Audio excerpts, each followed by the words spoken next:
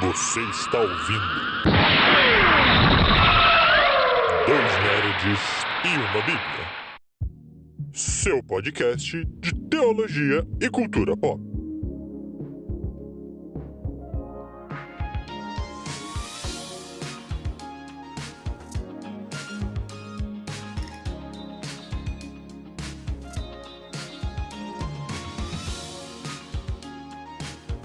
Seja bem-vindo, meus amigos e minhas amigas, a mais um Dois Nerds e uma Bíblia, seu podcast de teologia e cultura pop. Eu sou o Beto, seu host de plantão favorito, sempre aqui com vocês, e aqui comigo meu amiguinho, o Lucas.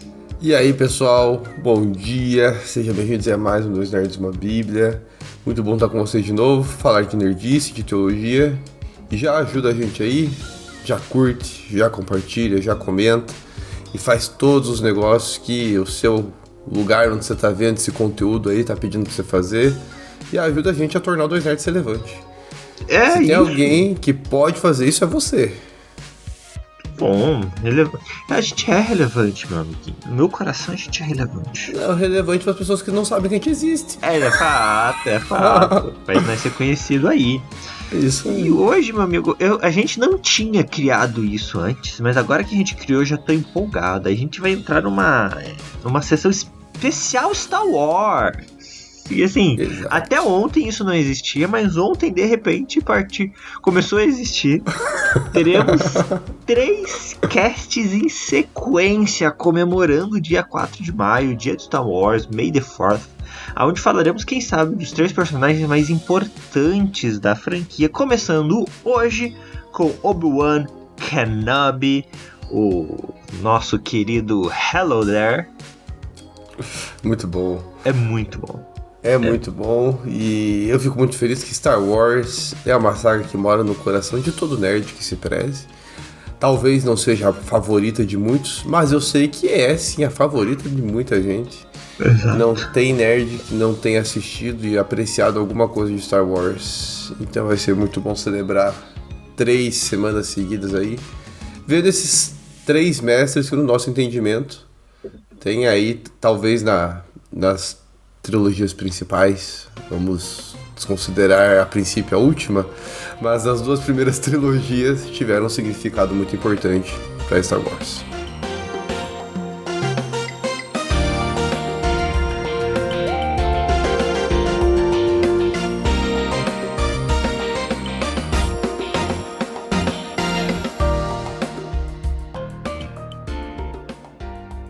Vamos então de Obi-Wan Kenobi. A gente não vai aqui falar do universo expandido, né? A gente vai focar nos filmes. Não falaremos então da série. E também não traremos, apesar de a gente falar bastante aqui sobre a relação dele com o Anakin, porque no final das contas é sobre isso a história do Kenobi, a gente não vai trazer aqui o livro Aprendiz, que mostra um pouco mais do desenvolvimento entre ele e o Anakin. A gente vai se manter nos filmes para ficar mais easy também e o conteúdo fluir de forma mais agradável.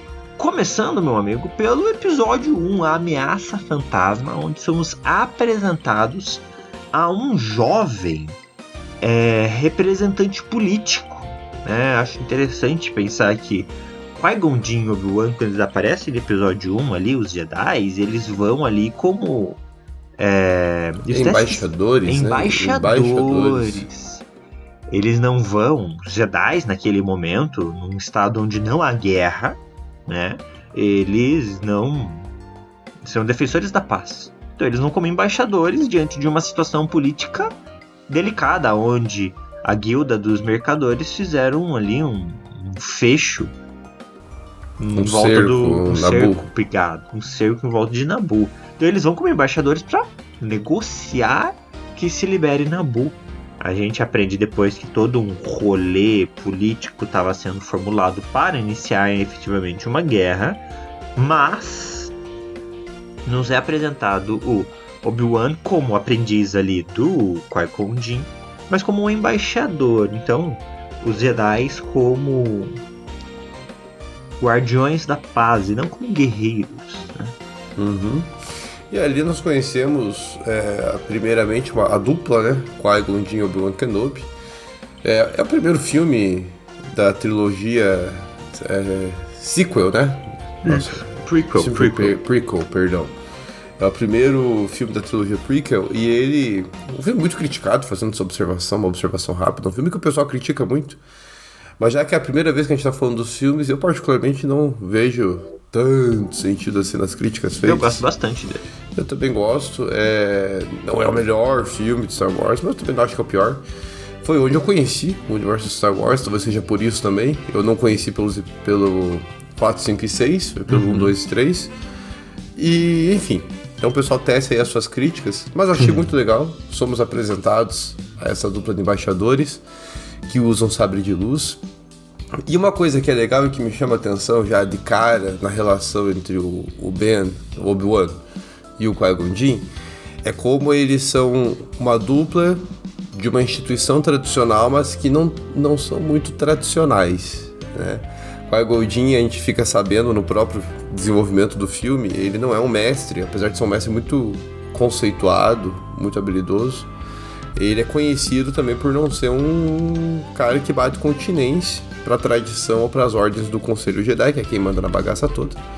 E, consequentemente, o aprendiz dele segue uma linha, eu não vou dizer idêntica, porque o Obi-Wan, pelo menos na sequência, vai demonstrar um pouco mais de respeito às ordens do Conselho Jedi. Mas ele é bastante impulsivo, né? O Obi-Wan, ele é bastante ágil e rápido, porque o mestre dele é daquele jeito, né? Então a gente já vai conhecendo uma característica do Obi-Wan, do Qui-Gon Jinn, que vai respingar, inclusive, aí no sucessor deles aí, que é o Anakin Skywalker depois, né? Uhum. Ele...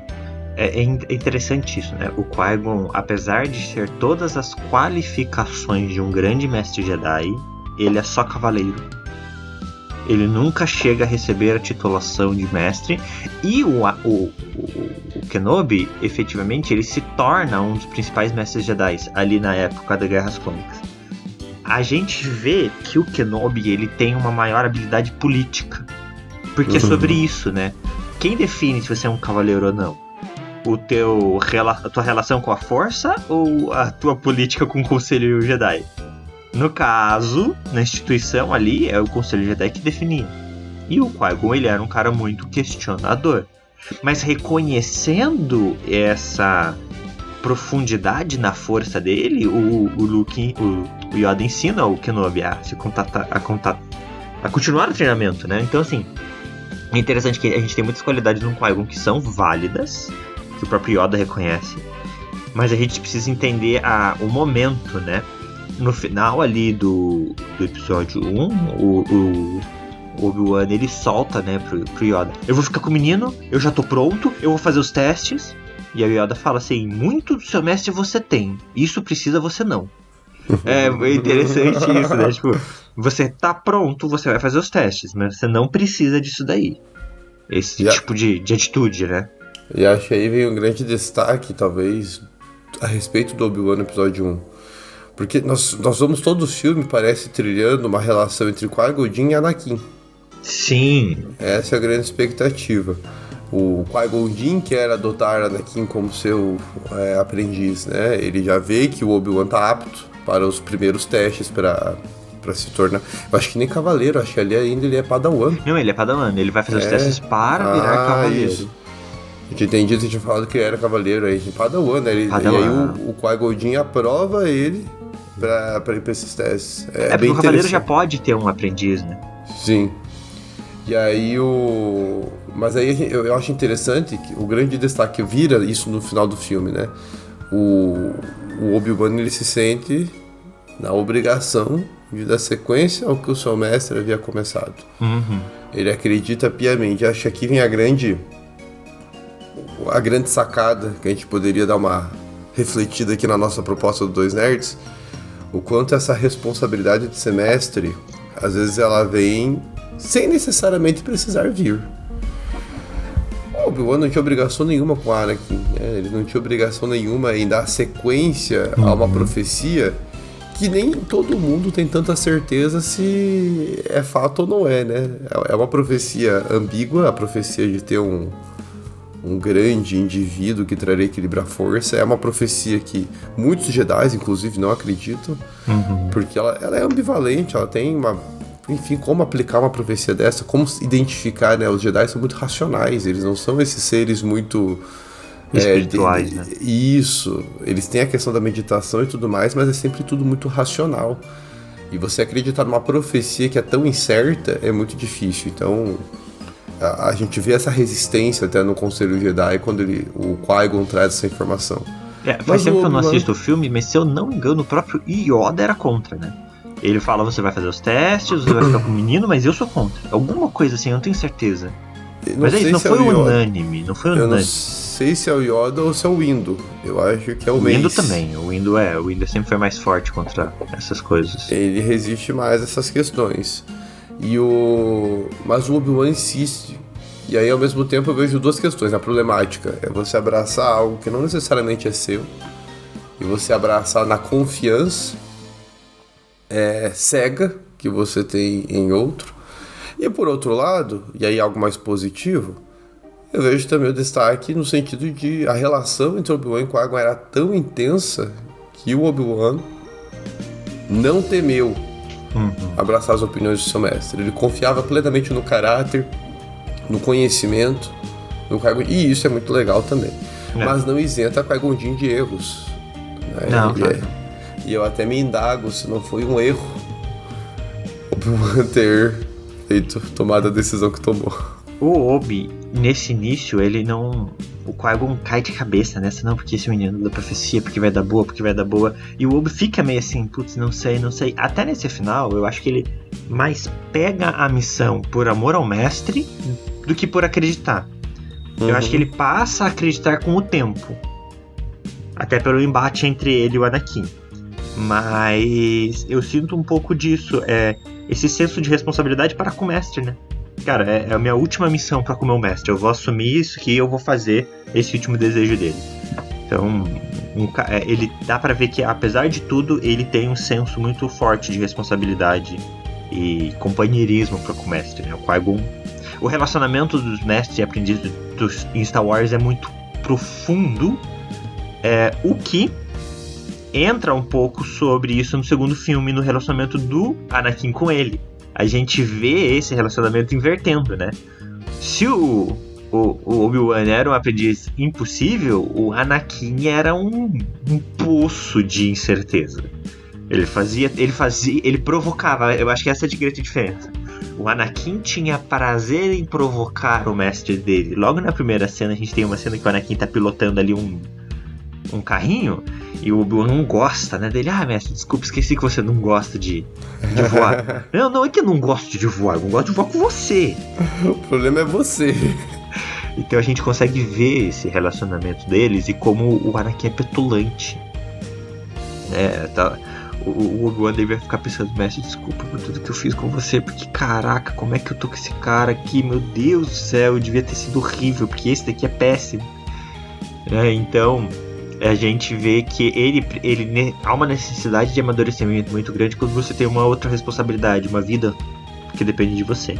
E eu vejo que, cara, o Obi-Wan do 1 pro 2 é gritante a diferença dele.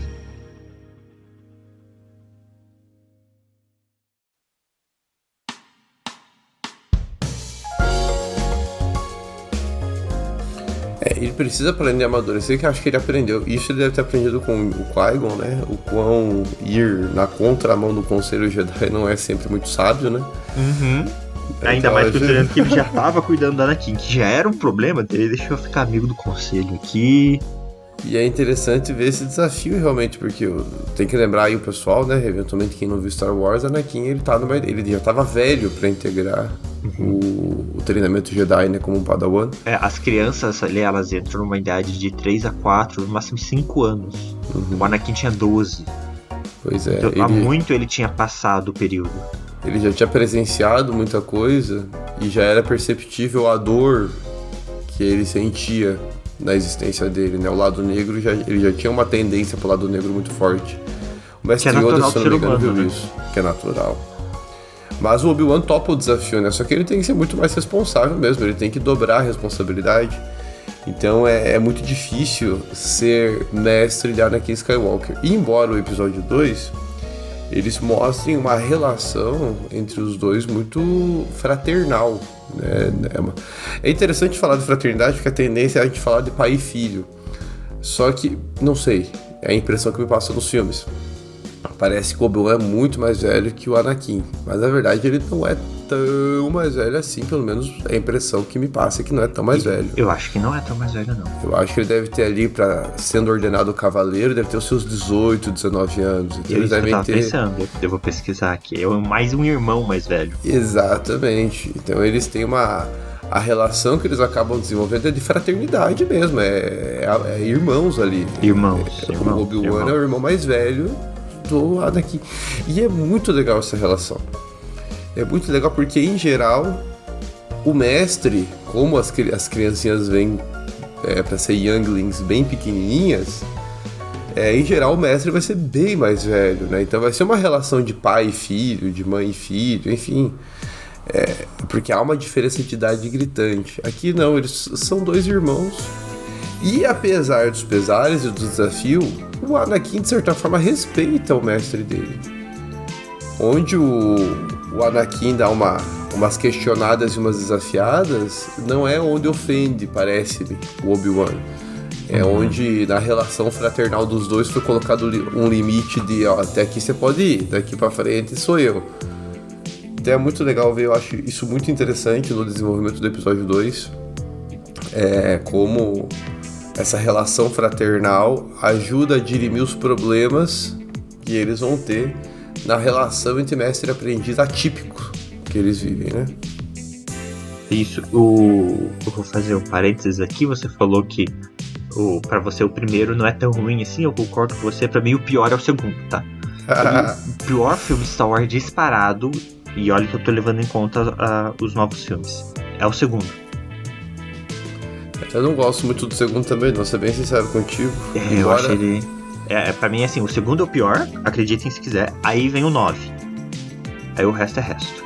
Eu acho o segundo ruim porque a ideia das guerras clônicas é um evento tão marcante, tão significativo. Tanto é que vai dar origem a inúmeras séries, você não acha mais importante que Clone Wars aí, é a mais importante com certeza. Mas que não teve a sua devida importância, né? Foi tudo muito rápido no episódio 2, um roteiro ruim. Eu lembro do roteiro também não ser muito bom, tudo muito conectado. A relação do Anakin com a Padmé é algo que eu não engulo muito bem há muito tempo já.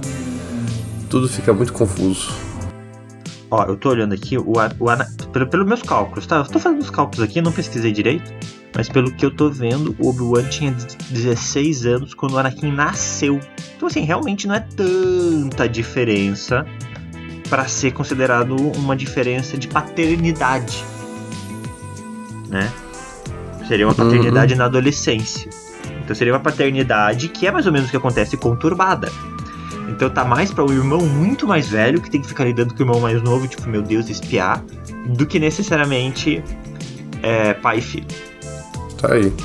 Perfeito. Ainda no episódio 2, a gente percebe também, creio eu, a questão mais complexa não, mais misteriosa, que talvez vai ser o motivo das dificuldades que eles vão ter futuramente. Tem 2 eventos que vão acontecer aqui no episódio 2. O primeiro deles é o casamento com a Padmé. Então o Anakin ele se apaixona por Padmé e vai ter... E aqui a gente vê que apesar da relação fraternal, existem questões que não há uma comunicação transparente entre mestre e aprendiz ali, né? E aqui mostra mais ainda a responsabilidade do Obi-Wan Kenobi. Anakin sabe que se ele falar pro Obi-Wan Kenobi que ele gosta da Padmé, pode acontecer um atrito. Então eles vivem uma relação...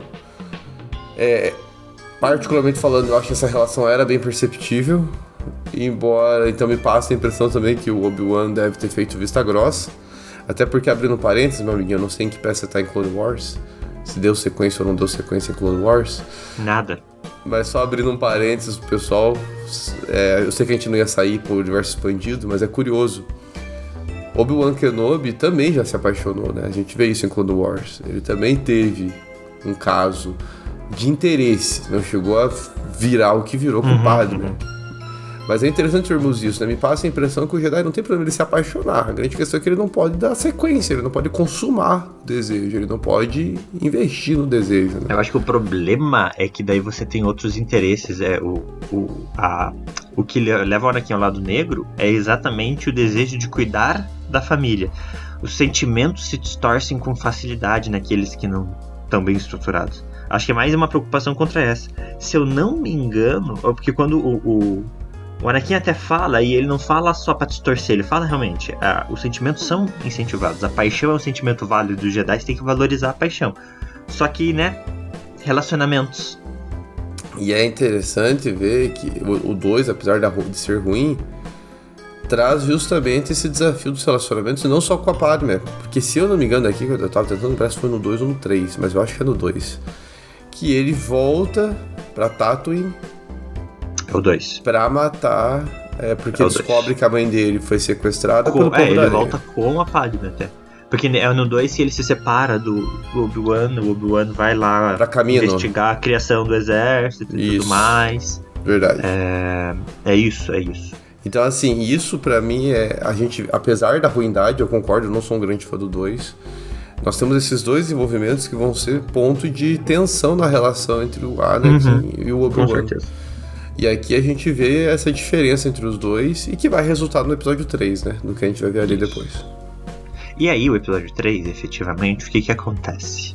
Eu acho que é o grande diferencial entre os dois, e um dos principais motivos do rompimento.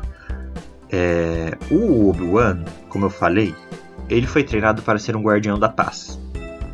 O Anakin foi treinado para ser um soldado. A gente vê isso muito em Ahsoka. A Ahsoka, ela não é uma Jedi, ela é uma guerreira.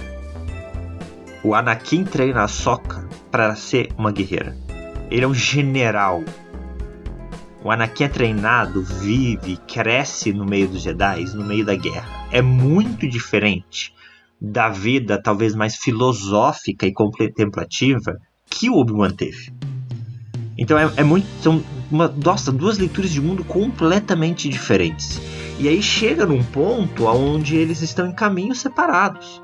O Anakin se deu aos seus desejos, né?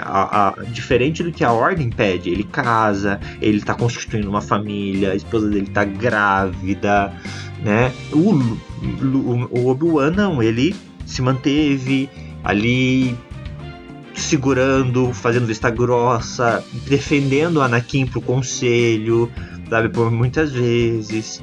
O Anakin, quando a gente começa ali o episódio 3, ele já começa como um cavaleiro Jedi. Eles ainda têm um relacionamento mestre-aprendiz, mas eles já se separaram. Depois nas Guerras Clônicas que a gente vai entender melhor. O Anakin já teve aprendiz, eles são quase iguais. E isso vai subindo a cabeça do Anakin. Então é muito difícil. E eu vejo isso em relacionamento fraternal, né? Tipo, eu tenho um irmão mais velho, mas chega um momento que mesmo ele sendo mais velho, nós somos iguais. Não necessariamente há um nível de superioridade, nós somos iguais. Mas, poxa, ele é meu irmão mais velho, eu devo respeitar ele em algum nível por causa disso. Mas a fraternidade faz com que sejamos iguais, diferente de uma paternidade. E aí eu acho que esses mundos completamente diferentes, os objetivos completamente diferentes, a divisão era óbvia, inevitável.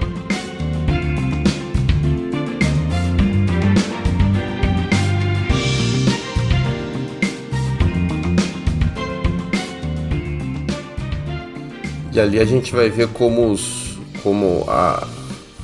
vem de novo essa questão da responsabilidade, né? No final das contas, cada um toma a decisão que acha mais sábia e vai colher as consequências dessa caminhada, né? E vai colher o que precisa ser colhido.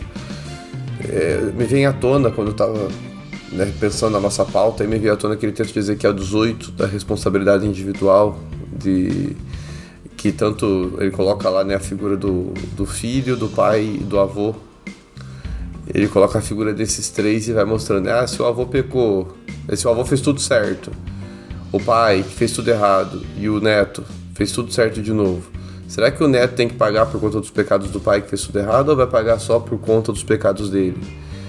E o pai vai ser perdoado por causa dos acertos do avô e do filho? E não vai? Não, no final das contas Ezequiel ensina. Cada um vai colher as consequências das suas escolhas.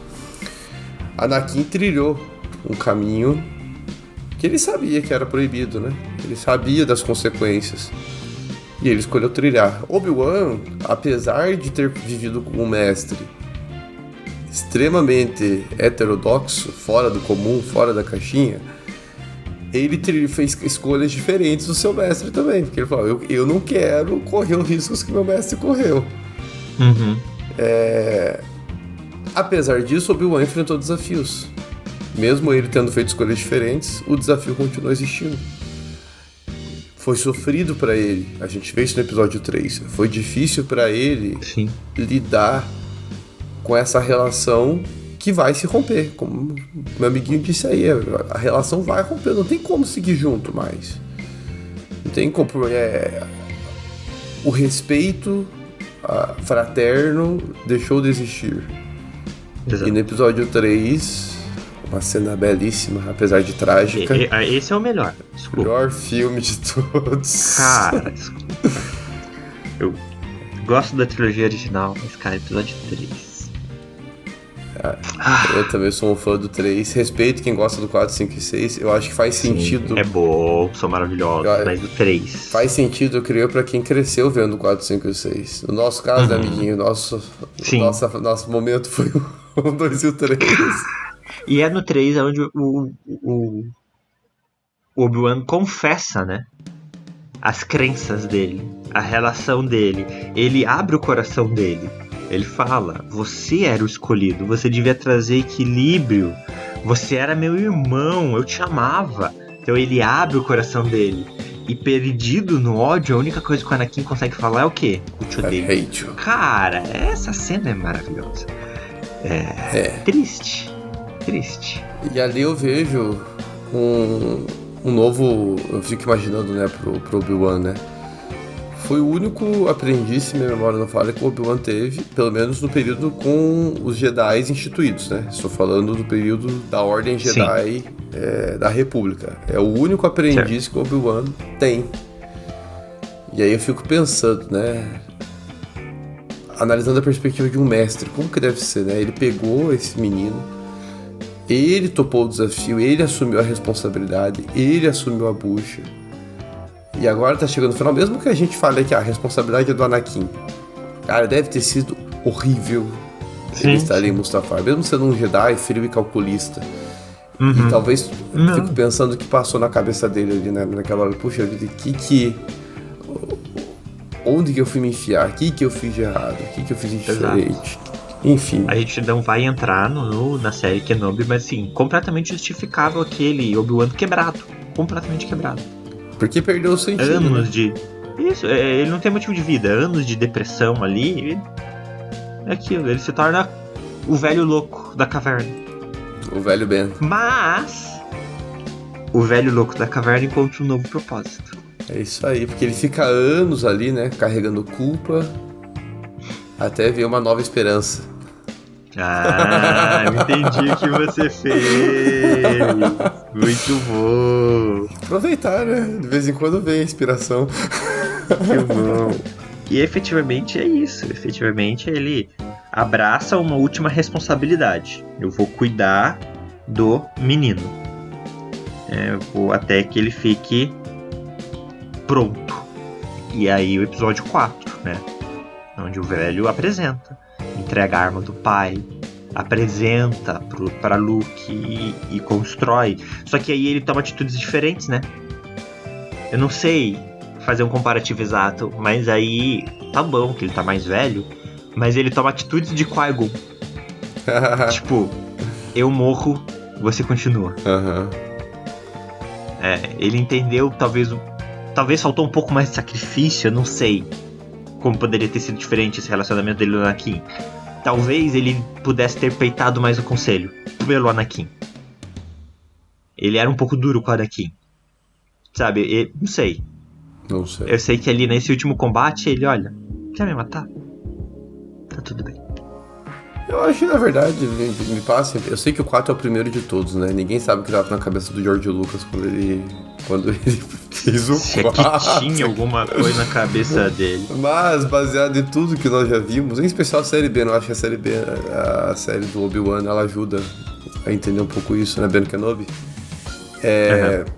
Eu acho que é pra finalizar uma relação mesmo, finalizar a relação. Eu acho que ele viu ali que o dever foi cumprido. Eu consegui desenvolver um novo Jedi, por mais que ele não esteja treinado ainda. Luke é a nova esperança.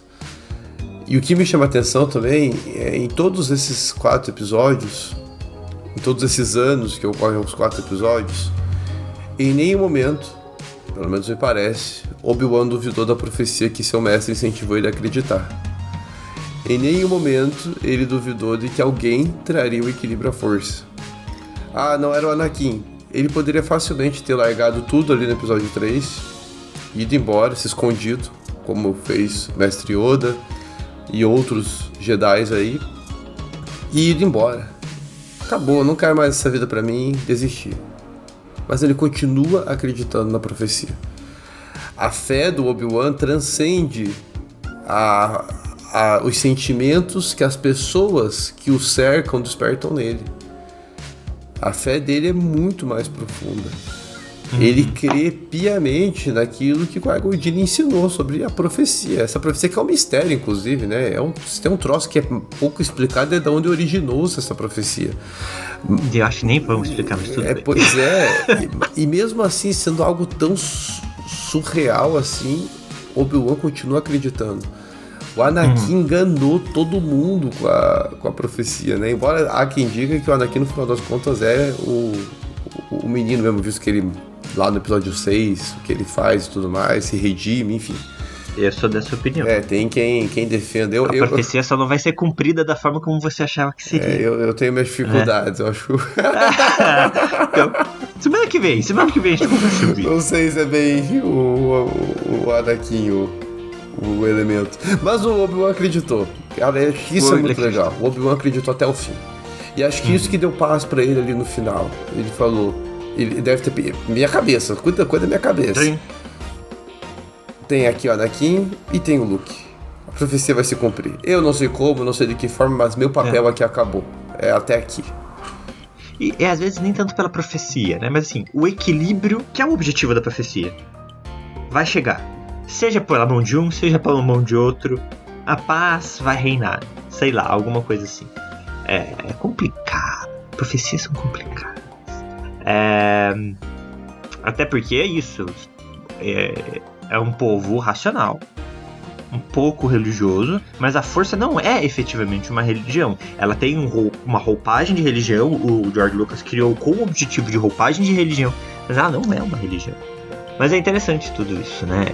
O Obi-Wan então finaliza com uma escolha. Abrir mão do dele pela nova geração.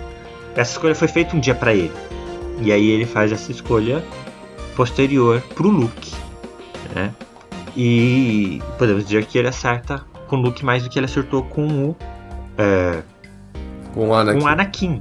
Apesar que ele não foi o único mestre do Luke, né? Mas tudo bem. Mesmo assim, o sentimento que o Luke tem pra ele é um sentimento de muito carinho. Diferente do Anakin, né? Então o Luke carrega esse sentimento de que o Obi-Wan foi um bom mestre pra ele, iniciou ele nos caminhos e tudo mais. E não carrega contra ele o fato dele ter mentido sobre o pai e tudo. Ele não carrega isso pesadamente. Ele entende. Tipo, teve que ser feito. O Obi-Wan é um personagem maravilhoso. Eu acho que ele é um dos personagens mais amados de Star Wars. Meu favorito, já digo aqui. Meu favorito, com muita tranquilidade de coração. Pois é. Ele é... Seja pelo Ian McKellen, que vive ele aí nos 1, 2 e 3, que é um ator maravilhoso. Seja o mistério que ele traz no 4, 5. Cara, ele é um personagem maravilhoso. É um dos corações aí de Star Wars. Você mencionou do Luke. É legal percebermos que o Luke também não é uma criança tipicamente para ser aprendiz. O Obi-Wan, ele tem essa tendência, né? Os 2 aprendizes que ele teve foram atípicos. Claro. Ele vai ter um aprendiz, não tem mais a Ordem Jedi, mas o jeito certo que os Jedi têm de treinar alguém é vindo, como o Beto mencionou, 4, 5 anos, 3, 4 anos, para ser treinado. O Luke não tem, o Luke já é adolescente, pelo menos no filme ele é adolescente, ele já tem mais de 12 anos, acho até, quando ele é apresentado para nós. 16, 17, sei lá. Eu faço essa comparação porque daí a gente percebe que realmente cada caso é um caso, né? O Anakin, e ele viveu experiências traumáticas também, né? O Luke também viveu experiências traumáticas. Apesar do episódio 4, eu não acho ser tão impactante assim, né? Mas imagina só você voltar para sua casa, pro seu lar e ver tudo queimado.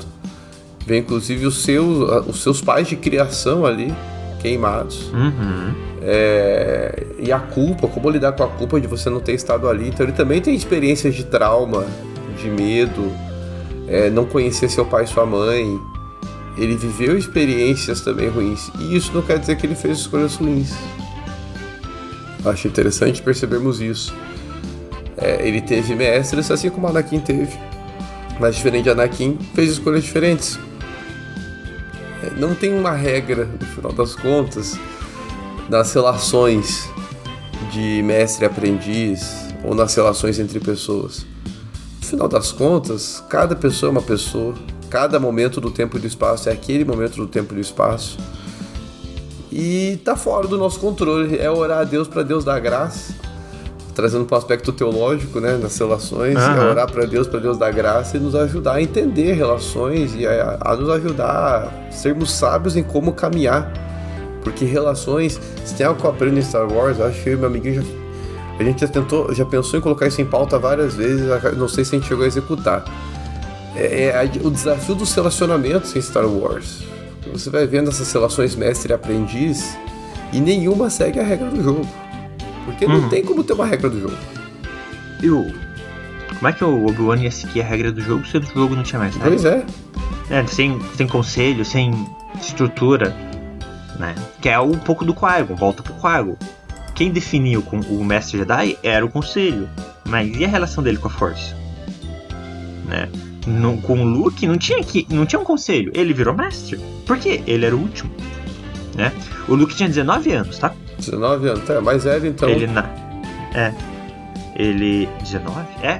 Ele nasce 19 anos antes da Batalha de Yavin, né? Então, a não ser que eles...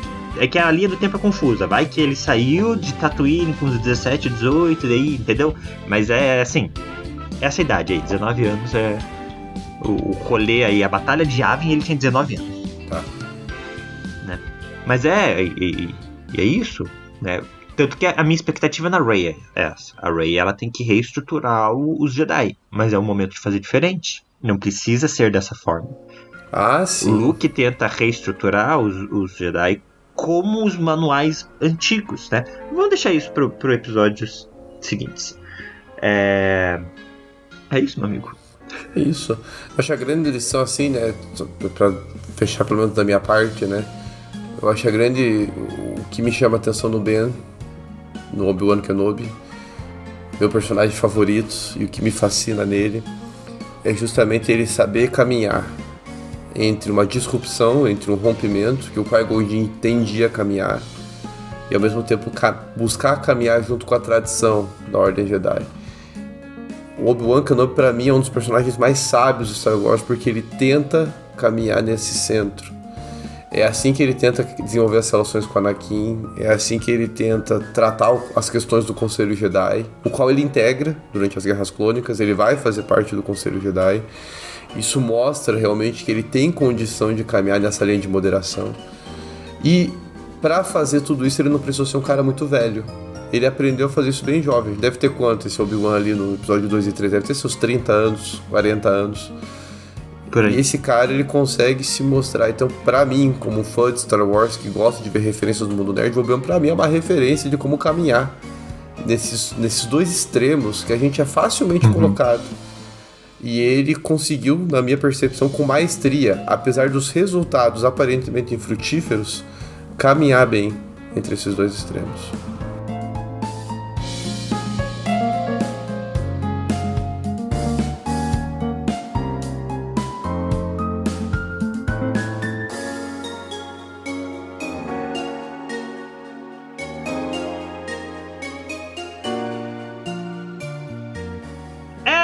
isso então, meu povo, com essa fala maravilhosa do Lucas, a gente finaliza. No final dos contos, o equilíbrio é muito importante. E também continuar acreditando apesar de. Né? Ele continuou acreditando, foi lá, cuidou do Luke, apesar dos sonhos destruídos, apesar de todas as frustrações. A gente tem uma missão maior, e aí a gente também tem que continuar acreditando. Ele continuou acreditando, e por isso ele é um personagem tão importante. Ele acreditou no Anakin lá no começo, ele acreditou no Anakin até o final ali, lutando contra o Anakin. Ele tenta um último discurso, depois a gente vai ver outras interações entre eles, mas ele é um cara que ele acreditava na missão dele, na paz, que é o objetivo dos Jedi, trazer equilíbrio e paz. Ele acreditava nisso. Meu amigo, muito obrigado pelo seu tempo, pela sua manhã, pelas suas meditações. Muito obrigado, valeu pessoal, muito bom estar com vocês, muito bom estar com meu amiguinho aqui, mais uma manhã da nossa semana, espero que curtam, respondam aí o que vocês acham, como o Beto falou, é combão, então semana que vem se prepare, vamos falar um pouquinho aí do grande aprendiz de Obi-Wan Kenobi, Anakin Skywalker. É isso, segue a gente em todos os lugares, segue a gente no Instagram, que está ativaço, nosso Instagram, com postagens semanais e interações com outras pessoas. Aquele beijo e aquele queijo.